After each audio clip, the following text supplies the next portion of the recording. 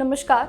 तो CBSE board exam 2026 का big update आप सभी के लिए आ चुका है, क्योंकि क्लास 10वीं बच्चों के बीच अब सबसे बड़ा जो सवाल था, क्या सेकेंड बोर्ड एग्जाम में भी प्रैक्टिकल के मार्क्स इंप्रूव हो सकते हैं या फिर नहीं, एक बड़ा सवाल था जिस पर अब कंफ्यूजन देखे तो क्लियर हो चुका है। क्योंकि सीबीएसई कहे कि central board of secondary education ने क्लियर जवाब दे दिया है सभी छात्रों को बाकी एग्जाम के अपडेट्स के लिए।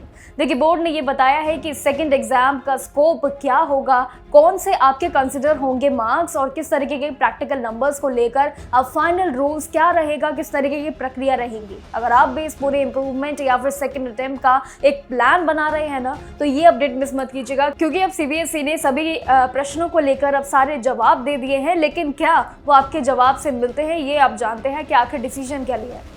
देखिए, इस साल 10वीं और 12वीं दोनों बोर्ड एग्जाम्स के लिए 17 फरवरी से स्टार्ट हो चुके हैं परीक्षाएं। लेकिन देखिए, सबसे बड़ा जो बदलाव कहे तो वो क्लास 10वीं कक्षाओं के लिए है, यानी कि बच्चों के लिए, जिसमें 10वीं के बोर्ड एग्जाम अब साल में 2 बार कंडक्ट बिल्कुल क्लियर तरीके से किए जाएंगे। मतलब अगर किसी भी स्टूडेंट का परफॉर्मेंस पहले से ही अटेम्प्ट में वीक अगर रहा, कमजोर रहा, तो सेकेंड एग्जाम में एक फ्रेश अगर कहीं अपॉर्चुनिटी उनको दी जाएगी।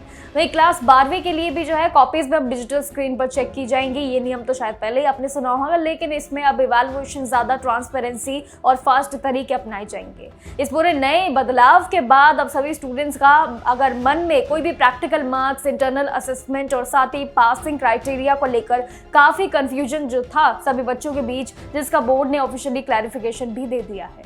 लेकिन आप क्या इस सभी क्लैरिफिकेशन से सहमत हैं? वहीं इसी बीच बोर्ड लगातार अपडेट्स देते जा रहे हैं, जहां बोर्ड ने ये भी क्लियर किया है कि अगर कोई भी स्टूडेंट प्रैक्टिकल एग्जाम किसी भी जेन्युइन रीजन से अगर मिस करते हैं तो स्कूल सीबीएसई से परमिशन लेकर प्रैक्टिकल एग्जाम रीशेड्यूल कर सकते हैं।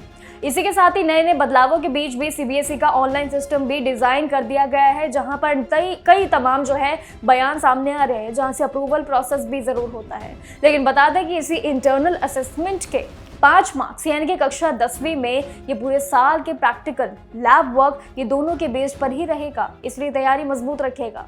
वहीं नोटबुक सबमिशन इंप्रूवमेंट रोल भी काफी अच्छा रोल प्ले करता है, जिसके लिए भी नियम आए हैं। वहीं साथ ही सीबीएसई के द्वारा अगर कहे तो देखिए, अगर स्टूडेंट्स ने रेगुलर प्रैक्टिस वर्क किया है, नोटबुक सबमिट की है, तभी इंटरनल असेसमेंट के मार्क्स आपको मिलते हैं और यही प्रक्रिया सेम रहेगी। लेकिन फाइनली जो रिजल्ट है उसमें अगर आप पास हो जाते हैं फाइनल वाले में, हर सब्जेक्ट में मिनिमम 33% मार्क्स जरूरी रहेगा।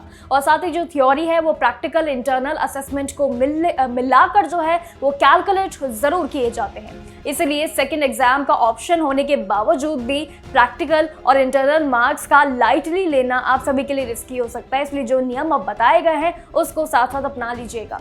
वहीं फाइनल पासिंग अगर परसेंटेज की बात करें तो वो भी डिसाइड करती है ये पूरी प्रक्रिया, इसलिए हर एक चीजों पर मजबूत तरीके से ध्यान दीजिए। और सबसे इंपॉर्टेंट, रूल्स रेगुलेशन बदलते रहेंगे, सीबीएसई के वार आते रहेंगे, सीबीएसई के जवाब भी आते रहेंगे आप, लेकिन अपनी तैयारियों को मजबूत रखिए। बाकी जानकारियों के लिए बने रहिए हमारे साथ और आगे भी आपके साथ जुड़े रहेंगे और वीडियोस के साथ, जहां पर आपको नए रूल्स रेगुलेशन जो पूरी तरीके से जवाब आए हैं उनके अलग अलग पार्ट्स में आपको समझाएंगे कि आखिर सीबीएसई का ये नया जवाब आपके लिए क्या रहा लेकर आया। धन्यवाद।